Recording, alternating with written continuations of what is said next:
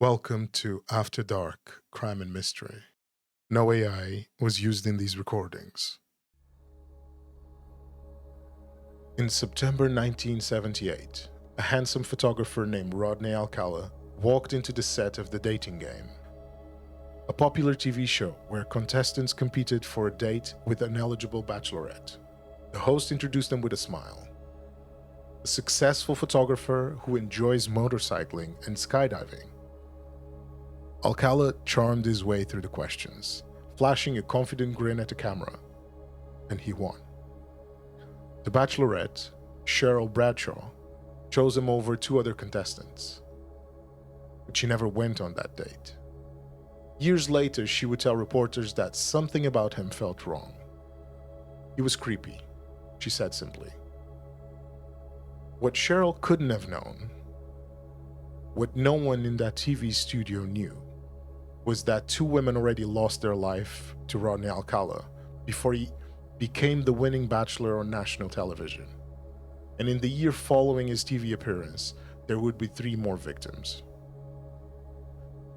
This is the story of a hunter who hid in plain sight, armed with a camera, a high IQ, and a smile that fooled nearly everyone. This is the story of the victims he left behind, the survivors who escaped, and the 1,000 photographs that may hold the identities to even more victims we'll never know. This is the story of Rodney Alcala.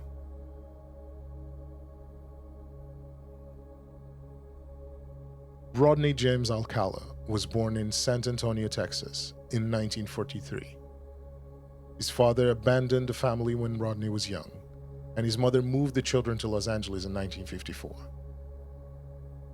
By all accounts, Alcala was academically gifted. His IQ was later measured at 135. He attended private schools, ran track, and seemed destined for success. At 17, he joined the US Army and became a paratrooper. But military records tell a darker story. He was repeatedly disciplined for assaulting young women. In 1964, after what the Army called a nervous breakdown, a military psychiatrist diagnosed him with antisocial personality disorder. He was discharged on medical grounds. Most people would see this as a red flag, but the system saw it as a closed chapter. After his discharge, Alcala enrolled in UCLA's School of Arts and Architecture. He studied film and photography, developed the skills that would later become his hunting tools. He was charming, articulate, and well-educated. He knew how to present himself. And that was what made him so dangerous. Because Rodney Alcala understood something crucial. People trust what they can see, and what they saw was an attractive, intelligent photographer with a camera and a smile.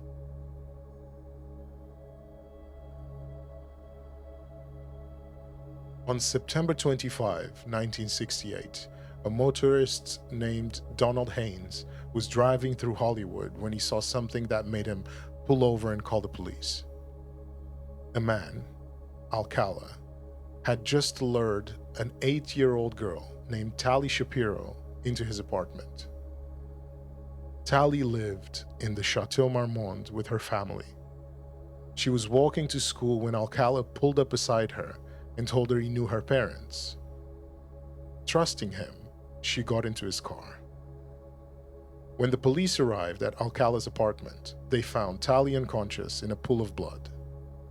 She's been abused and beaten with a steel bar. Alcala had fled. Tali spent 32 days in a coma, but she survived. And Donald Haynes' call had saved her life. Alcala fled to New York and enrolled in NYU under the name John Berger. In 1971, the FBI added him to their 10 most wanted list. The same year, 2 children at a New Hampshire summer camp, where he worked as a counselor using the alias John Berger, recognized his photo on a wanted poster at the post office, and he was arrested. extradited to California, and this is where the first major system failure occurred. Tally's family had moved to Mexico and refused to let her testify. Without their key witness, prosecutors didn't charge Alcala with rape or attempted murder. Instead, he was convicted for child molestation, a lesser charge, and sentenced to 3 years only. He served 34 months, then he was paroled.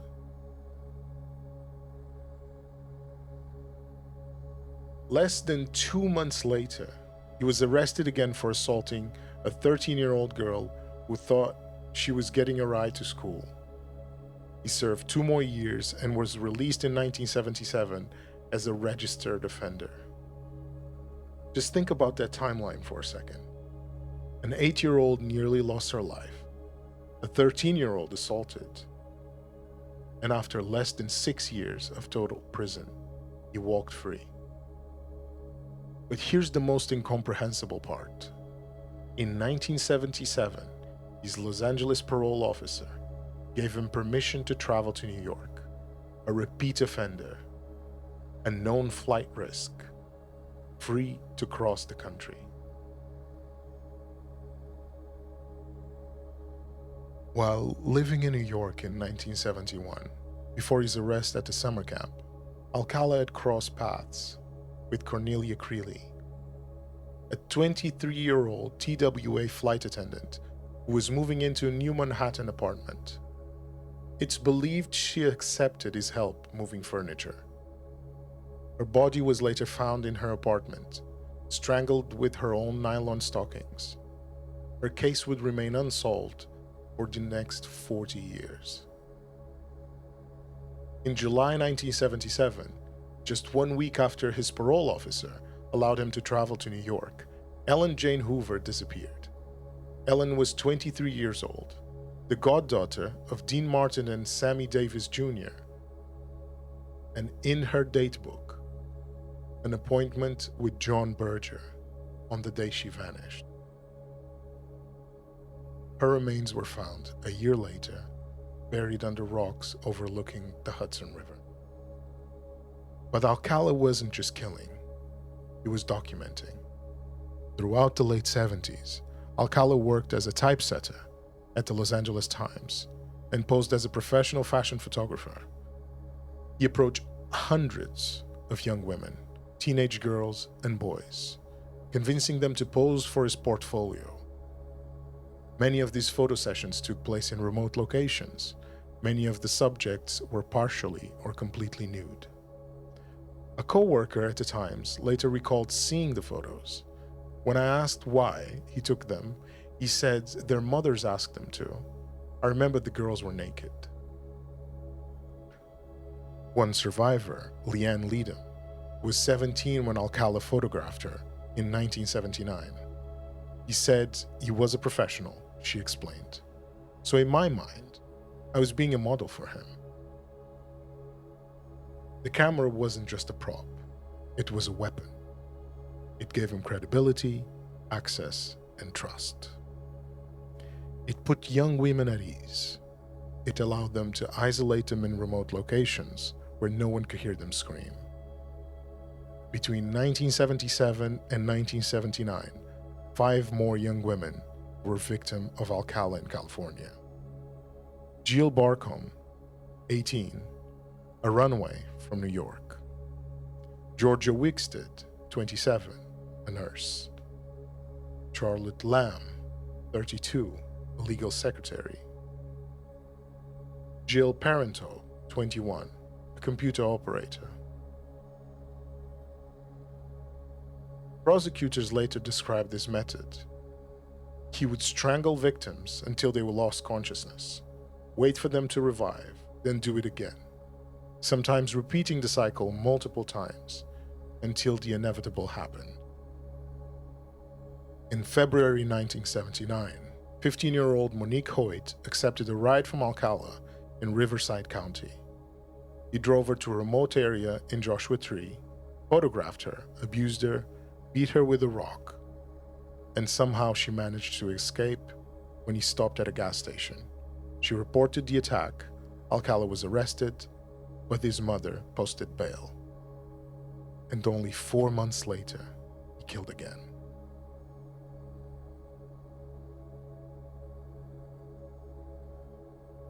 On June 20, 1979, 12-year-old Robin Christine Samso left her home in Huntington Beach on a borrowed bicycle, heading to her ballet class. She never arrived. Earlier that day, Robin and her friend were at the beach when a man approached them with a camera asking to take their pictures. The friend later described them to the police. Detectives circulated the sketch. Alcala's parole officer recognized them immediately. 12 days later, after Robin disappeared, her body was found in the Los Angeles foothills. She had been abused, beaten, and stabbed. Alcala was finally arrested in July 1979 in his Seattle storage locker.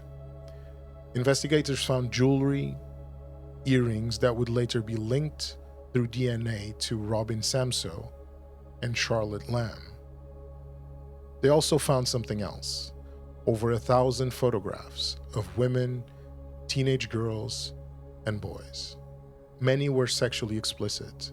Most of the subjects were never identified. Alcala was convicted of Robin's murder in 1980 and sentenced to death. But the case would drag on for decades. His conviction was overturned twice on technicalities. During his third trial in 2010, DNA evidence had linked him to 4 additional murders. This time, Alcala chose to represent himself. For 5 hours, he questioned himself on the stand, alternating between a normal voice and a deeper voice, addressing himself as Mr. Alcala. He showed the jury his dating game appearance, trying to prove the earrings found in his locker were his, not Robin's. No one believed them. The jury convicted him on all 5 counts in less than 2 days. He was sentenced to death for the third and last time. But the story didn't end there.